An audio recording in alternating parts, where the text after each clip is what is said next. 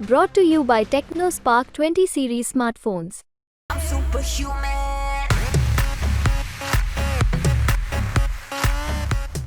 Rajkot Lok Sabha seat છે તે છેલ્લા ઘણા દિવસોથી ચર્ચાનું કેન્દ્ર બનેલી છે ને તે તમામ લોકો છે તે આ કારણ જાણે છે કે પરસોત્તમ રૂપાલાનું જે ક્ષત્રિય સમાજને લઈને જે નિવેદન હતું તેણે સમગ્ર રાજ્યમાં ક્ષત્રિયોમાં જે રોષ છે તે જાગી ઉઠ્યો ને તેના પરિણામ સ્વરૂપે રાજ્યના તમામ શહેરોમાં સંમેલનો થયા ને તેના જે છેલ્લું સંમેલન હતું મહાસંમેલન તેમાં 1.5 થી 2 લાખ લોકો પણ આવ્યા અને રતનપર ખાતે મોટી સંખ્યામાં ક્ષત્રિય સમાજે પોતાની એકતા પણ બતાવી અને તેમાં ક્ષત્રિય સમાજે પરસોત્તમ રૂપાલાને અલ્ટિમેટમ આપ્યું કે 19 તારીખ સુધીમાં પરસોત્તમ રૂપાલા પોતાનું ફોર્મ છે તે પરત ખેંચી લે, બાકી ક્ષત્રિય સમાજ છે તે આંદોલનનો પાર્ટ 2 શરૂ કરશે. 14 તારીખે આ સંમેલન હતું. આ સંમેલન મળ્યા છતાં તમામ લોકોએ ક્ષત્રિય સમાજની એકતાના દર્શન કર્યા છતાં પરસોત્તમ રૂપાલાએ પોતાનું ફોર્મ ભરી દીધું છે. હવે આ ક્ષત્રિય સમાજને શું સંદેશ આપવા માંગે છે, સમાજને શું સંદેશ આપવા માંગે છે, આ વાત તેને લઈને ચર્ચા કરવા માટે આપણી સાથે જગદીશભાઈ મહેતા સાહેબ જોડાયા છે.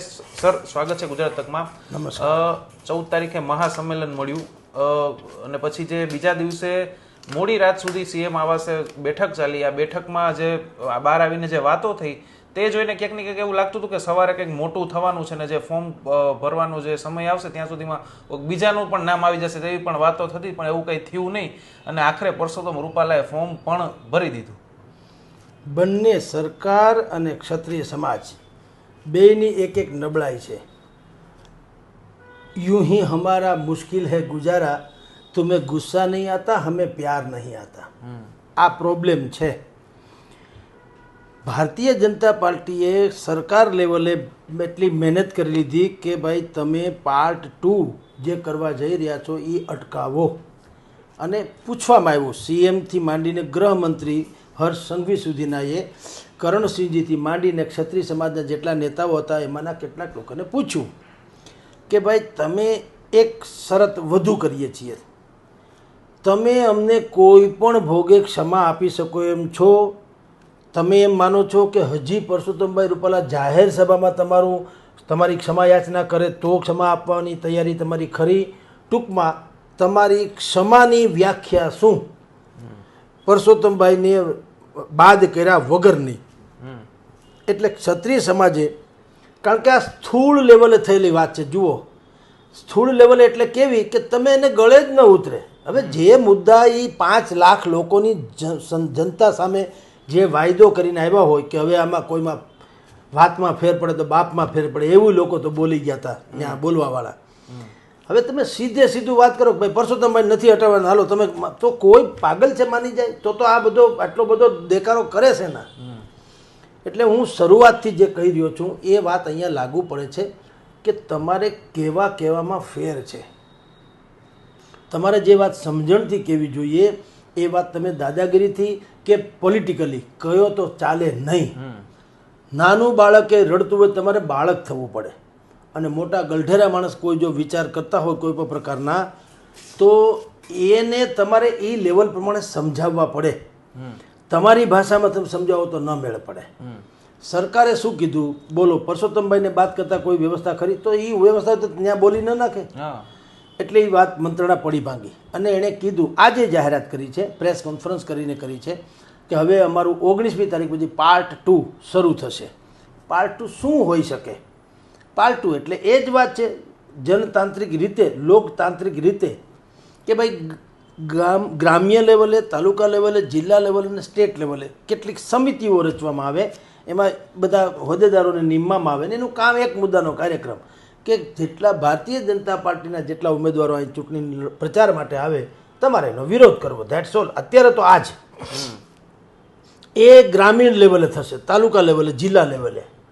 પછી સ્ટેટ લેવલે જે મેઇન જેને કહી શકાય ખાનખાના લોકો એ શું કરશે કે આપણે ભાજપનો બહિષ્કાર તો કરીએ તો સ્વીકાર કોનો કરવો?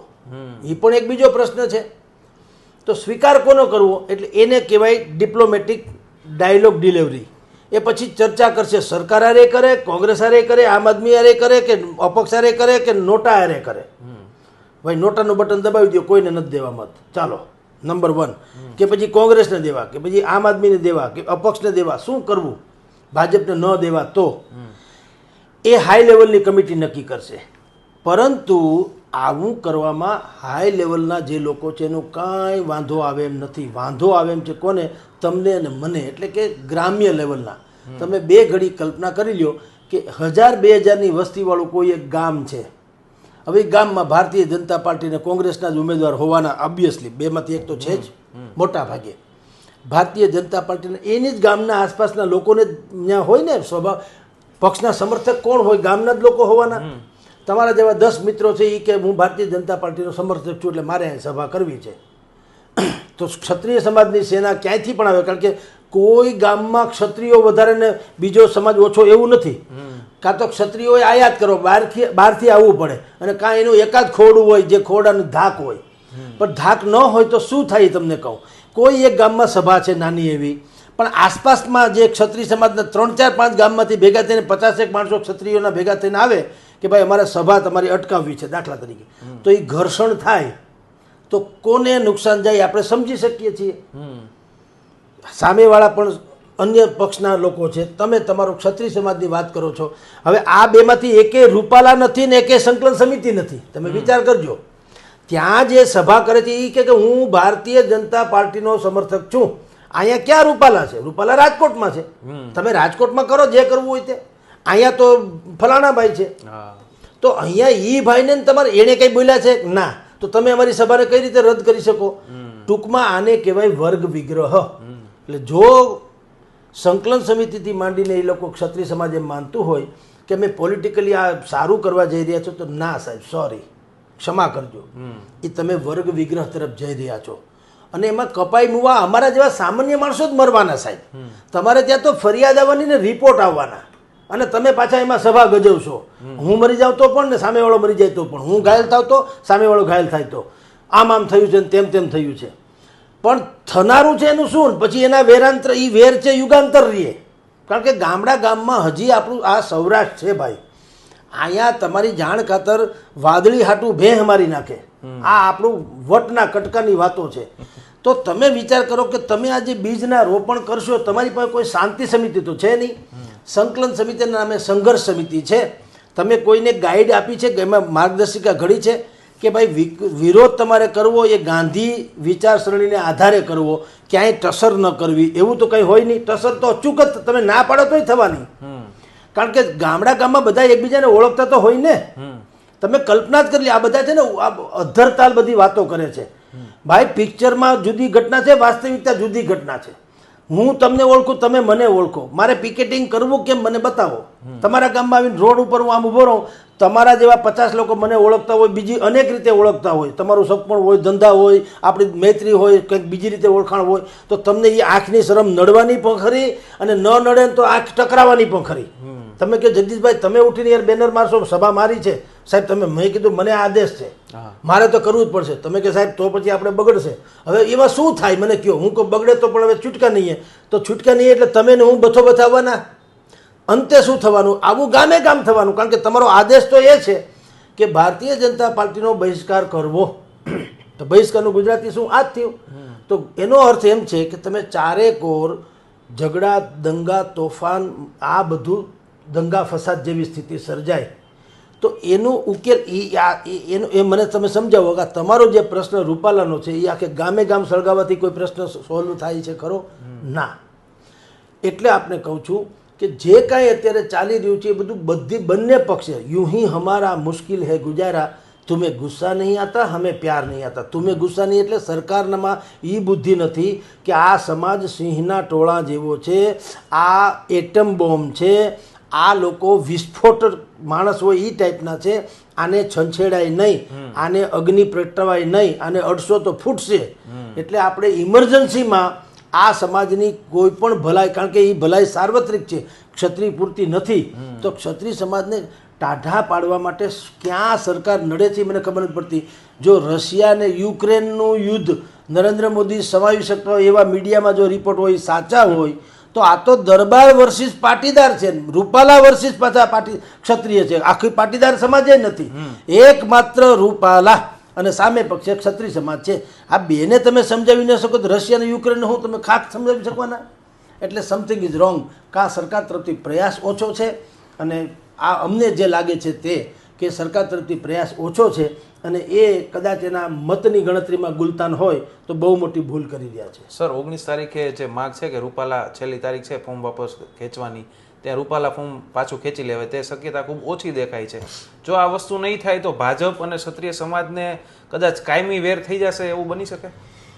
જુઓ, એમાંય તે ક્ષત્રિય સમાજની સંકલન સમિતિ ઉપર કેટલો ભરોસો લોકો મૂકે છે એના આધાર પર નક્કી થાય ને. હવે ભારતીય જનતા પાર્ટી સાથે જે ક્ષત્રિય સમાજ છે એ શું નાનો સૂનો છે? એ ક્યાં જશે મને કહો.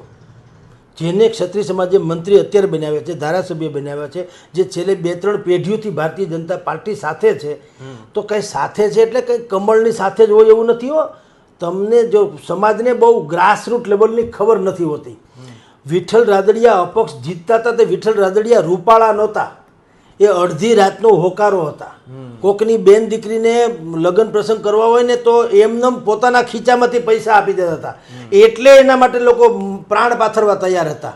એમ જે ભારતીય જનતા પાર્ટીમાં અત્યારે છે, માની લો તમે ભલે એને ભાજપૂત કયો, તમારા કહેવાથી ઠીક છે ભાજપૂત તમે કહી દીધું, પરંતુ એ તથા તમારી ભાષામાં કહો તો એ ભાજપૂતો એ કેટલાય લોકોને હાંચવા નહીં હોય. કંઈકના આંસુ લૂછ્યા હશે, કંઈકના પ્રસંગો દીપાવ્યા હશે, કોકને પૈસાની મદદ કરી, જે કર્યું હોય તે, એ ઉપકાર ક્યાં જશે? એ ઉપકાર તો કોઈ આ તો સૌરાષ્ટ્ર પ્રદેશ છે, અહીંયા તો કૂતરાને રોટલો નાખે તો પ્રાણ એનું ગળું કપાઈ જાય ત્યાં સુધી તમારી અહીંયા ઓહરીમાંથી હટે નહીં. એ તો આ ખાનદાની કૂતરા સુધી છે. આ તો કમસે કમ આપણે માણસ તો છીએ, એટલે ગદ્દારી આપણા લોહીમાં નથી, વફાદારી તો પ્રથમથી હોય છે. તો તમે વિચાર કરો કે જે ભારતીય જનતા પાર્ટી 70% ક્ષત્રિય સમાજ ભારતીય જનતા પાર્ટી સાથે છે, એ સ્વયં આ સમિતિ પણ સ્વીકારે છે. તો હવે એ 70% રાતોરાત એક જ બાબતમાં ધડીમ કરીને આ કોઈ ફર્નિચર છે કે આ ખુરશી આમ મૂકો તો લીકર વહી જાય? નેવર. એક વાત એ, એટલે માની લો કે પરસોત્તમભાઈની ટિકિટ યથાવત રહે, ફોર્મ પાછું ન ખેંચે તો શું થાય? ઉહાપોહ થશે. તમે એની વિરુદ્ધમાં પ્રવચન કરશો, સભાઓ થશે, ક્યાંક થોડા ઘણા છમકલાય થાય, પરંતુ સરવાળે શું થાય હું તમને કહું છું. Result, moral of the story is, એમ જે આવે છે ને અંગ્રેજી છાપાઓમાં પંચતંત્રની કથાઓ આવે ને, એમાં છેલ્લે આવે મોરલ ઓફ ધ સ્ટોરી, એટલે કે આનો કહેવાનું તાત્પર્ય આ છે, એમ પરિણામ આ છે. પરિણામ શું થાય કે ઓછા વત્તા મતે પણ એ 5 લાખની લીડને બધું ભૂલી જાઓ, કદાચ ન આવે, સોરી, હાલો તો 2 લાખની મતે જીતે તો કઈ પરસોત્તમભાઈ ભાંગા ચૂંટા વિજેતા એમ ન કહેવાય. વિજેતા જ કહેવાય. એક મતથી જીતે તો પણ કાંઈ ચૂંટણી પંચ એમ નહીં કહે કે ભાઈ વિરોધ પક્ષના વિરોધ વચ્ચે એ જે છે જીતા તો છે પણ એની જીત કંઈ શોભાયમાન નથી, એવી બધી વાતો આપણે હોય, એને ન હોય. ત્યાં તો એક મતથી જીતે એ પણ જીતો જ ગણાય. હવે તમે વિચાર કરો 5 લાખ જવા દો પણ જીતવાના એ છે. પછી હવે હું તમને ક્ષત્રિય સમાજની અત્યારે જે પાર્ટ 2 કે હું એ પાર્ટ 2નો પણ પાર્ટ 1 કહું છું. નુકસાન શું થઈ શકે? તમે ગામે ગામ વિરોધ કરો છો, વિરોધ કોનો? ભારતીય જનતા પાર્ટી એટલે કે પક્ષ નામનું કોઈ મિકેનિઝમ નથી. પક્ષ એ કોઈ વ્યક્તિ નથી, એ તો બેનર છે. એને પકડનારો કે એને સંવર્ધન કરનારા કોણ છે? વ્યક્તિ છે. તમે ને હું છુઓ, વાણિયા લવાણા બ્રાહ્મણ જે ગણો તે, બરાબર છે. ક્ષત્રિય પાટીદાર, હું તમને કહું કોળી સમાજ, બધા ભારતીય જનતા પાર્ટીમાં છે તો ખરા ને. તમે એની સાથે એમ કહો કે આ બંધ કરાવી દો તો થાય શું? મને કહો. થાય ડખો. એ ડખો તો આખી જિંદગી રહેવાનો, ક્ષત્રિય સમાજનો અને બીજા સમાજનો.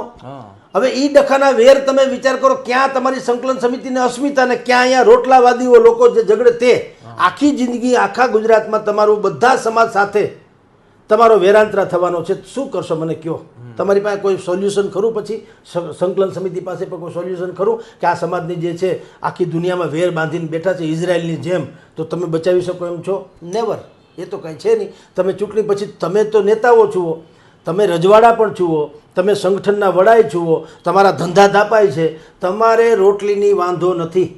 એટલે તમે ઉડતા ફરશો, તમે આબુ વયા જાઓ, દિલ્હી વયા જાઓ, પરદેશે વયા જાઓ 6 મહિના, પણ અમે અહીંયા કાટલા પકડ્યા હોય એનું હું? એ તો ચૂંટણી પછી હું જીતું તો તમારી ઉપર સૂરો થવાનો, તમે જીતા હોય મારી ઉપર સૂરો થવાનો. ધારો કે હું ભારતીય જનતા પાર્ટીમાં છું અને હું હારી ગયો 2 ઘડી માની લ્યો, અથવા તો મારો મારા ઉમેદવાર હારી ગયા ને હું સમર્થક તરીકે હારી ગયો, તો તમે મારી અહીંયા આવીને હુંકારો તો કરવાના જ છો અને મને વધારે ચીડવવાના છો. એટલે હું ઓર ચીડાવવાનો. એક તો હારનો ગમ, તમારી પાછી આવીને ઉશ્કેરણી, આ બધો ડખો મને કયો કોણ સમાવશે? સંકલન સમિતિ પાસે કોઈએ પૂછ્યું કે ભાઈ આ ડખા થાય તો એનું સમાધાન શું? તમે કહો છો કે આપણી અસ્મિતા માટે લડી લ્યો, અમે લડી તો લઈએ પણ પછી વોટ નેક્સ્ટ? જવાબદારી, ધારો કે અમે જેલમાં પુરાઈએ, કોઈકને માથાકૂટ થાય, જેલમાં લઈ જાય તો સંકલન સમિતિ છોડાવી મૂકશે? પાટીદારોના 14 છોકરા શહીદ થઈ ગયા, એના માવતરોની આંખમાં આજે આંસુ સુકાણા નથી અને હાર્દિક પટેલ માલપુવા ખાઈ રહ્યા છે. કદાચ 50 લાખ રૂપિયા મળ્યા હશે, પણ એ વ્યક્તિ ગયો એનું સાહેબ, થોડું. એ જ હું કહું છું, આમાં કહું છું ને કે તમારો ખાલીપો જે છે એ ખાલીપો ન પૂરાય તો પૈસાનું શું આવે ભલા માણસ? તમારા ઘરનો જે માણસ વયો જાય છે, જે ધરોહર વયો જાય છે, એ પૈસાના તોલે થોડા તોલી શકો? આ કોઈ ચીજ વસ્તુ તો નથી. અને બાકીના લોકો હજી જેલમાં સબડે છે. ભાઈ ધારાસભ્ય થઈ ગયા છે હાર્દિક પટેલ, અને એના જેવા કેટલાય જે લોકો પાટીદાર અનામત આંદોલન સમિતિ એટલે કે PAS જે પાસમાં સંલગ્ન હતા, જે ઝંડા લઈને ફરતા હતા, સમાજને કાંઈ થવાનું છે, સમાજ હાટું મરી પડવું છે, આમ તેમ, એમાંના મોટા ભાગના ભારતીય જનતા પાર્ટીની કમળ પાખડીમાં બિરાઈ ગયા છે અને લીલા લહેર કર્યા છે. એક લાલજી પટેલને વાત કરો, ધન્ય હો એની જનતાને કે એ માણસે હજી સમાજનો છેડો મૂક્યો નથી અને હજી પણ એ રીતે લડી રહ્યા છે. આવા લાલજી પટેલો કેટલા? તમારી સંકલન સમિતિ જે છે એમાં આવા લાલજી પટેલો કેટલા મને તમે બતાવો કે એ એમ જાહેર કરે કે ભાઈ અમારા સૂચનને અનુરૂપ તમે જે કંઈ ખેલ નાખો આખા ગુજરાતમાં ભારતીય જનતા પાર્ટીની વિરુદ્ધમાં, પણ તમારી બાજુ અમે ઊભા છીએ. તમને કોઈને જેલમાં નાખે, તમારી અમે કોઈ ફરિયાદ થાય તો અમે ઊભા. કોઈએ એવું કીધું છે? એવું નથી કીધું. બધાએ કીધું લડી લેજો, લડી. શું પણ એટલે કહું છું, આ રસ્તો યોગ્ય નથી, આ માર્ગ યોગ્ય નથી. તમારે ગાંધીવાદીની જેમ તમે એ તો પોતે કહે તો ખરા, સંકલન સમિતિવાળા પણ કહે છે કે આ માથા વધેરવાનો નહીં, માથા વધારવાનો સમય છે. તો વધારવાનો કઈ રીતે હોય સાહેબ? આ રીતે હોય? તમે સમાજની યારે બથોડા ભરશો. ભારતીય જનતા પાર્ટી એવું એકમ નથી પાકિસ્તાન જેવું કે બધા ભેગા થઈને પાકિસ્તાનની જેમ હરાવા પેદા થાય. ભારતીય જનતા પાર્ટીને કરોડો લોકો છે ને આ રાજ્યમાં, તો એની સાથે જ તમારે બાંધવાનું થશે શું? મને બતાવો. એટલે આ બધી જે છે ને ઉટપટાંગ વાતો નહીં કરવી જોઈએ. સમિતિની એટલું વજન 100% હું આજની તારીખે કહું કે જો સમિતિ એવો ઠરાવ કરે કે નરેન્દ્ર મોદી અમારી સાથે વાત કરતો, 101% નરેન્દ્ર મોદી વાત કરવાના અને આ ઈ લેવલે પતાવવાનું હોય, એ જ લેવલે. એમાં પ્રજાને જોડવાની તો પછી વાત આવે. આ તો તમે બધા જતી થઈ જાઓ, પારકા તમારા પાળિયા થઈ જાઓ, અમે સિંદૂર ચોપડીને મોજ કરીએ અમારા નામે, એનો શું મતલબ છે? સમજી લ્યો. તમે ગેરંટી લ્યો કે તમને કાંઈ થશે, અમારા આહવાનને અનુરૂપ તમે જે કોઈ લોકોને કાંઈ પણ પ્રકારનું વિપદા પડે તો સંકલન સમિતિ બેઠી છે, એવું કહેતો તો ઠીક છે. એટલે ગ્રામ્ય વિસ્તારમાં પણ વર્ગ વિગ્રહ થવાની લાંબા ગાળે પૂરેપૂરી શક્યતાઓ સાહેબ રહેલી છે. 1001% વર્ગ વિગ્રહ થાય. અને બીજું, મંચ ઉપરથી બોલનારા જે રજવાડાઓ છે, જે ક્ષત્રિય સેનાના અગ્રણીઓ છે, કરણી સેનાના અગ્રણીઓ છે, એના જેવા બધા સુખી સંપન્ન નથી. દરબારો છે ઇજ્જતદાર હોય છે એટલે એ કહેતા નથી હોતા સાહેબ, પણ એને અમારે જેમ સામાન્ય વર્ગના માણસોને, મિડલ વર્ગને પ્રોબ્લેમ જે કેટલીક નડે છે એ પ્રોબ્લેમ નડે છે. આપને ખાલી નામ જ નહીં આપું, એક ક્ષત્રિય અગ્રણી અમારા બહુ વડીલ મિત્ર છે, તમારી જાણ ખાતર, એની દીકરીની ફી માફી થાય કારણ કે કોરોનામાં એના ફાધર ઓફ થઈ ગયા, તો દીકરીની ફી માફી થાય એક સ્કૂલમાં, ખાનગી સ્કૂલમાં, એના માટે મારે ત્યાં એણે આંસુ વસાવ્યા હતા. ક્ષત્રિય સમાજના જ નેતા છે, અરે સમાજના વડીલ છે, આજે વિદ્યમાન છે. અને એણે મને કીધું સાહેબ આપણી ફી દીકરીબાની કંઈ માફ થઈ શકે ખરું, કારણ કે એના ફાધર ઓફ થઈ ગયા, અમારી પાસે પૈસા નથી, હું એક સિક્યુરિટીમાં નોકરી કરું છું, તો મારું કંઈ મેળ પડે. ત્યારે મેં જો કે આ વાત, ત્યારે તો જે આવું કંઈ રૂપાલા પ્રકરણ તો થયું નહોતું, તો હું 1.5 વર્ષ પહેલાંની 2 વર્ષ પહેલાંની વાત કરું છું. ત્યારે મેં કીધું હતું કે આ સમાજના નામે જે ઝંડા લઈને ફરે છે, મને એમ થાય છે કે એને પ્રશ્ન તમારે જઈને જે કોઈ મંડળના નામ હોય તે, હું મારું હોય તો પરસોત્તમ ગ્રુપથી માંડીને જે નામ આવતું હોય તે, પરશુરામ ગ્રુપ હોય કે જે હોય તે, હું એમ કહું મારે એ સમાજને કહેવું જોઈએ કે તમે અમારા સમાજના નામે ચરી ખાવમાં. હું જગદીશ મહેતાનું મંડળ સ્થાપી શકું, જગદીશ મહેતા જિંદાબાદ, પછી મારે કોઈ ફોલો કરે કે ન કરે, પણ એ મારા ઉપર. પણ હું બ્રહ્મ સમાજનો અગ્રણી થાઉં તો સોરી, કારણ કે બ્રહ્મ સમાજમાં તો રાજકોટમાં એક નહીં, આ દુનિયામાં ઇન્સાન કરોડો એવા છે, ના સીમ મહી કોઈ ખેતર છે, ના ગામ મહી ઘર રહેવા છે. મુશ્કેલી તો આ છે, ખાવા ધાન નથી ને શેના તમે અગ્રણી થઈને ફરો? એમ આ ભારતીય, હું તમને કહું, તમે જ્યારે આવી વાત કરશો સંકલન સમિતિ ગમે તે રીતે ડખા પિંજણે ચડશે તો એનો જવાબદાર કોણ? અને ગામડામાં તમારી સ્થિતિ, તમે જે સંકલન સમિતિમાં જાહેર મંચ ઉપરથી બોલો છો સાહેબ, ગામડામાં એવી સ્થિતિ નથી હોતી. ત્યાં તો કોકના ખોરડા આગળ જોરથી ખોખારો ખવાઈ જાય તોય ધીંગાણા થાય કે બહુ ખોખારા ખવાઈ જાય છે, બેન દીકરીઓની નથી મલાજો જળવાતો. આ જે જીવતા હોય એને ખબર પડે, આ મંચ ઉપરની વાતો નથી. મોટા અવાજે ખોખારો તમે ખાઈ નથી શકતા એવા ગામમાં તમે મૂછે તા દઈને ફરો કે સામે બથોડા ભરો કે માથાકૂટ થાય કે કોકના તમે બેનર ફાડી નાખો કે કાળા પીછડા મારી દો તો શું ન થાય? વર્ગ વિગ્રહ સિવાય કાંઈ ન થાય. અને ક્યાં પહોંચે પોલીસથી માંડીને બધી, અને અડધી પોલીસ સરકારની છે, અડધી પોલીસ તમારી હોય. શું ક્યાં પરિસ્થિતિ, આ ગ્રહ યુદ્ધ જેવી વાતો છે સાહેબ. એટલે તમને કહું છું કે આપણા કરતાં અનેક ગણા બુદ્ધિશાળી એ લોકો હોય ભલે, પણ આવી બધી વાતોમાં કર્યા કરતાં એક સુલેહભરી વાતો, સરકાર સાથે ડાયલોગ ડિલિવરી ચાલુ રાખવી જોઈએ. અને કહેવું જોઈએ ક્ષત્રિય સમાજને કોઈએ કશું કરવાનું નથી. માની લો કે આ ભાઈ જીતી બી જાય તો આ ક્યાં છેલ્લો રાજવી છે? પરસોત્તમભાઈ જીતી જાય તો પછી લડી નથી શકાતું? પરસોત્તમભાઈને જિંદગી આખી પછી કાંઈ થોડું નથી થતું? ક્યાંય કરતાં ક્યાંય તમે એને કાં શપથ ન લેવડાવી દો, તમારા ગામમાં ન બોલો, એના પ્રસંગમાં તમે આપણે અબોલા હોય તો શું થાય છે? મારી નાખીએ છીએ? નહીં. આપણે જેની હારે અબોલા છે, એક જ કુટુંબમાં હોઈએ, પણ એક ભાઈની હારે અબોલા છે તો કાંઈ એને ઘરે પ્રસંગ હોય તો આપણે ન જઈએ, આપણે ઘરે હોય તો એ ના આવે, પણ અહીંયા હોય તો બંને જાય તો છે જ ને. બોલે નહીં એકબીજા, પણ જાવું તો પડે ને, કારણ કે સંબંધ પ્રસંગ તો ત્રીજે ઘરે છે. એમ તમે લોકો આ બધું જે કરવા જઈ રહ્યા છો, ત્રાહિત વ્યક્તિને થાય તો થશે શું? એટલે તમારે કેવું જોઈએ સમિતિએ કે ભાઈ તમારે કોઈએ કંઈ કરવાની થતું નથી. પરસોત્તમભાઈની દવા અમે આગેવાન કોને કહેવાય? એ અમે તમારે કાંઈ નથી કરવાનું, એમના આગેવાન. જો અમારે જ બધું કરવાનું તો તમારે હું ખાલી જસ લેવાનો છે? તો તમારે હું ખાલી હાર પહેરવાના છે? તમને સરકાર ગાડીઓ મોકલાવે, કાં અમને નથી મોકલતા? ભૂપેન્દ્રભાઈ મને તો કીધું ને તમે આવજો, મેં તો ગાંધીનગરે જોયું નથી. તો આનો મતલબ શું? એટલે આ હું સામાન્ય પ્રજાની પીડાની વાત કરું છું કે ભાઈ હુસ્યો કરવું એ જુદી વાત છે, મૂછે તા દઈને બધા ખડાકા ભડાકા કરવા એ જુદી વાત છે, અસ્મિતા જુદી વાત છે, બધી વાત સાચી. પણ ગેરંટીવાળી વાત કોઈ કરતું હોય કે અમે બેઠા છીએ, તમે પાળિયા થઈ જાઓ તો તમારા ઘરની જવાબદારી મારી. આપની જાણ ખાતર સાહેબ, આતંકવાદીઓ અહીંયા આવે છે પાકિસ્તાનથી માંડીને ગમે ત્યાં સરહદ પારથી, એ શું કામ અહીંયા મરણિયા થઈ જાય છે? એને એટલી તો ખબર છે જ કે ગયો એનો કોઈ કરતાં કોઈનો હજી સુધી રિટર્ન પત્ર નથી આવ્યો, પણ એની જવાબદારી લેવામાં આવે છે કે તારા ખાનદાનની બધી જવાબદારી મારી, એ જિંદગી જીવે ત્યાં સુધી. એટલે તમે કોઈ આતંકવાદીની બાને કે મમ્મીને કે બેનને રડતા ભાળ્યા ક્યારે? કેટલાના ફૂરચા ઉડાડી. આજે ગઈકાલે આપણે નક્સલવાદીઓને, આજની જ વાત કરું, છત્તીસગઢમાં ગઈકાલે આપણે 18 થી 19 નક્સલવાદીઓને ફૂરચા ઉડાડી દીધા. બરાબર છે? આપણા સૈન્યએ સારું કામ કર્યું છે, કારણ કે દેશના દ્રોહી હતા. પણ તમે એની ક્યાંય માવતરને બેનને રડતા ભાળ્યા છે? કારણ કે એ તો નીકળ્યા છે કફન બાંધીને, અને એની વ્યવસ્થા છે કે તમે મરી જશો, તમારી વ્યવસ્થા કરશું. એમ સંકલન સમિતિ કહે છે તમે ભારતીય જનતા પાર્ટીનો બહિષ્કાર કરો ભાઈ, પણ તમે જ કરો ને ભાઈ સાહેબ. હું કહું પ્રજાને શું કામ કરો છો? પ્રજા બધે બહિષ્કાર કરશે, તમે ખુદ તો ક્યાંય આવવાના છો નહીં. ધરપકડ અમારી થવાની, મારામારી અમારે થવાની, સંબંધ અમારે બગડવાના, જેલ અમારે થવાની છે, જામીન અમારે લેવાના છે, ઘરનું પૂરું નહીં થાય તો અમારે મુશ્કેલી પડવાની છે. આ બધા થવાના તો છે જ ને.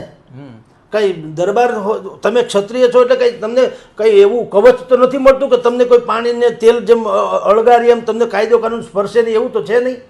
તો વાસ્તવિકતાથી જેટલા લોકો ભાગશે એટલા લોકો વધુ દુઃખી થશે. એટલે આમાં હજી કહું છું 19મી તારીખ સુધી છે. સંકલન સમિતિએ પણ ભયંકર મહેનત કરવી જોઈએ ડાયલોગ ડિલિવરીની, અને રાજ્ય સરકારે તો ખાસ, કારણ કે અત્યારે સત્તા ઉપર છે, એણે પણ ભયંકર પરિસ્થિતિ કોશિશ કરવી જોઈએ કે બે સમાજ, પાટીદાર અને ક્ષત્રિય, આમને સામને આવી ન જાય. જે સાથે છે એ સામે સામે ન આવે એની એણે કોશિશ કરવી જોઈએ. બાકી બધી જ ચૂંટણી કાલે પૂરી થઈ, આપણો વિરોધ ક્યારેય પૂરો નહીં થાય. સાહેબ 55 થી 60 લાખની વસ્તી ક્ષત્રિય સમાજ ધરાવે છે, પણ આપણે કીધું એમ અલગ અલગ જગ્યાએ છે. એક પણ સીટ ઉપર નિર્ણાયક ભૂમિકામાં ક્ષત્રિય સમાજ નથી. જો કોઈ આ આંદોલન કોઈ એવા સમાજનું હોત કે જે સમાજ નિર્ણાયક ભૂમિકામાં હોય ઘણી બધી સીટો ઉપર, તો ભારતીય જનતા પાર્ટીએ તરત ઉમેદવાર બદલાવી દીધો. હાલો એમ જ માની લે કે પાટીદાર સમાજે આંદોલન કર્યું હોત ને અન્ય કોઈ સમાજનો વ્યક્તિ પાટીદાર વિરુદ્ધ આવું બોલ્યો હોત ને પાટીદાર સમાજે એમ કીધું હોત કે આ ઉમેદવાર અમારે ન જોઈએ, તો ભાજપે તરત બદલાવી નાખ્યા હોત. ના, એમાં બે વસ્તુ છે સાહેબ. ભારતીય જનતા પાર્ટી પાસે અત્યારે કમિટેડ વોટર્સ જેને કહેવામાં આવે, આપણે જેમ તમે ને હું આપણે કોઈ હોટલમાં જમવા જાય ત્યાં વિનંતી નથી કરતા, કારણ કે પૈસા દઈને જમવું છે ને, એટલે આપણે ઓર્ડર જ કરશું. ફટાફટ મને ટેબલ સાફ કરી દે, થાળી આપી દે, થાળી સાફ કરી દે, ફલાણી વસ્તુ લાવ, ઢીકણું વગેરે, કારણ કે પૈસા દઈને કરીએ છીએ. એટલે આપણે કોઈથી કંઈ ડરવાની કે કોઈ અરજ કરવાની કે અપીલ કરવાની, ગળગળા થવાની જરૂર નથી હોતી. ભારતીય જનતા પાર્ટીની સ્થિતિ અત્યારે આ છે. એની પાસે 75 લાખ પેજ પ્રમુખ છે. એને તમે 3 ગુણા કરો, કારણ કે એક પરિવારમાં 3 સદસ્ય હોય છે, એટલે 2 કરોડ 10 લાખ થાય, અને 1 કરોડ ને 20 લાખ તો એની પાસે કાયમી સદસ્ય છે. ગુજરાત રાજ્યની જ વાત કરું તો 3.5 કરોડ જેટલા લોકો તો ફિક્સ છે, જે ભારતીય જનતા પાર્ટીના કમિટેડ છે. જેને આપણે કેમ પગાર, હું અહીં નોકરી કરું છું પગાર છે એટલે હું આવું જ છું, એમ એ કમિટેડ છે ભારતીય જનતા પાર્ટીને, માની લઈએ.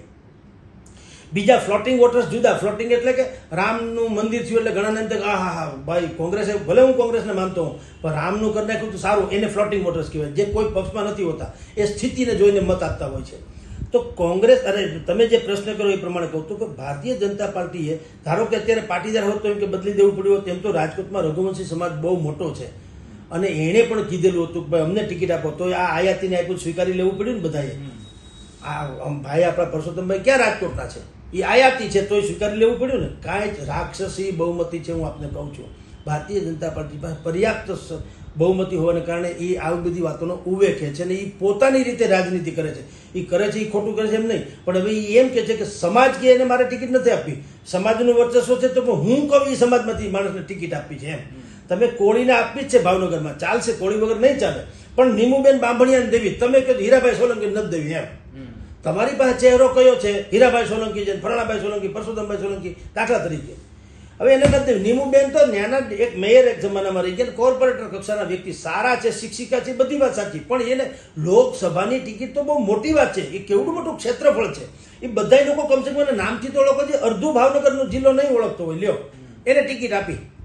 તો ભારતીય જનતા પાર્ટીની વાત અત્યારે એવી છે સાહેબ કે એણે કમિટેડ વોટર્સ જેને કહી શકાય એવા સદસ્ય ગણ એ બનાવી લીધા હોવાને કારણે એ કોઈથી આમ ફાટી પડે એમ નથી. હા, એક ગ્રહયુદ્ધ જેવું, એટલે કે આ અંદરો અંદર વિફાદ ન થાય એની કોશિશ ચોક્કસ કરે, કારણ કે કોઈ સમાજ એનાથી વિખૂટો પડી એને પાલવે નહીં, એટલે એ એની કોશિશ ચોક્કસ કરે કોઈ પણ હિસાબે મનાવવાની. પણ ભારતીય જનતા પાર્ટી અત્યારે અહીંયા ધારો કે તમે એમ કહો બીજા કોઈ સમાજને ટિકિટ આપી હોય તો બદલાય, ના એવું નથી હોતું. વડોદરામાં અને બીજે બનાસકાંઠામાં બદલાવી એવું છે કે એ વ્યક્તિ એવા હતા બદલાવો તો કોઈ ફેર નહીં, કારણ કે એને ટિકિટ મળે એવી જ કલ્પના નથી. આમાં તો એમ છે ને, આ પરસોત્તમભાઈ છે, મેં તમને કીધું 5 ફૂટની કાયા આપણી હોય છે, શરીર આખું 100 મણનું આપણું વજન છે, મેં 150 ફૂટનું, આ 150 ગ્રામનું નાક છે. નાક ન હોય તો આ કાયાની કોઈ કિંમત કરી? આ નાક છે કંઈ આ ચશ્માની દાંડી રાખવા નથી રાખ્યું, એ સાખે છે ને ઇજ્જત છે ને આબરૂ છે ને બધું છે. નાક ન હોય તો માણસ કેમ, તો નકટો માણસ છે. સાહેબ, આ વસ્તુના લીધે, આ આંદોલનના લીધે કઈ સીટ જાય એવું ભાજપને નથી લાગતું, એટલે થોડુંક આમ કુલ થઈને બેઠો એવું નથી લાગતું? અને જો ખરેખર એવું હોય કે સીટ નથી જતી આપણી, કે આંદોલનને લઈને સીટ નથી જતી, પછી ભલે જે થવું હોય જાય, તો એ થોડુંક અયોગ્ય ન કહેવાય?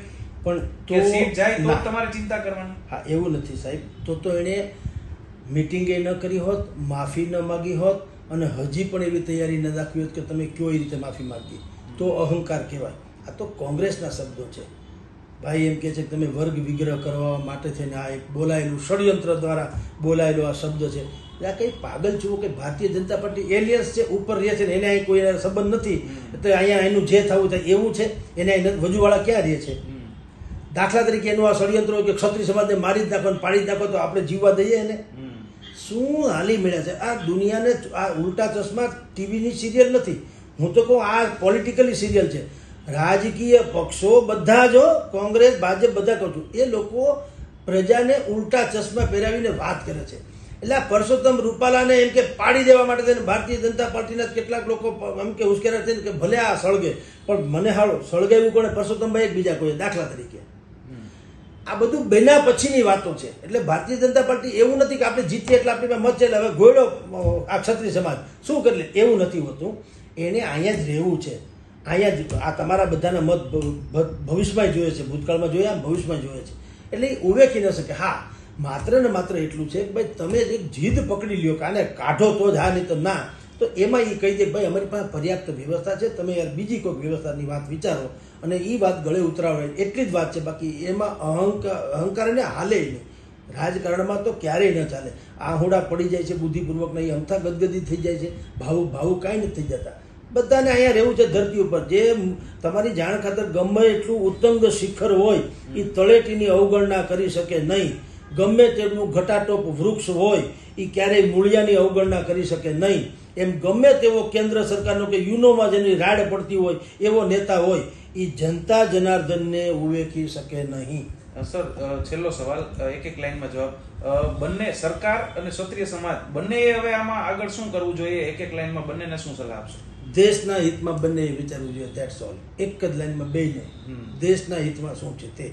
આ હતા જગદીશભાઈ મહેતા, જે આંદોલન ચાલી રહ્યું છે, ક્ષત્રિય સમાજનો જે વિવાદ ચાલી રહ્યો છે તેને લઈને પોતાની વાત છે તેણે સ્પષ્ટ કરી હતી. અને હવે આગળ જતા આ સમગ્ર જે બાબત છે ચાલી રહી છે વર વિગ્રહમાં ન ફેરવાય તેની પણ ચિંતા છે તે ક્ષત્રિય સમાજ અને સરકારે બંનેએ કરવી જરૂરી છે. રોનક મજીઠિયા, ગુજરાત તક, રાજકોટ.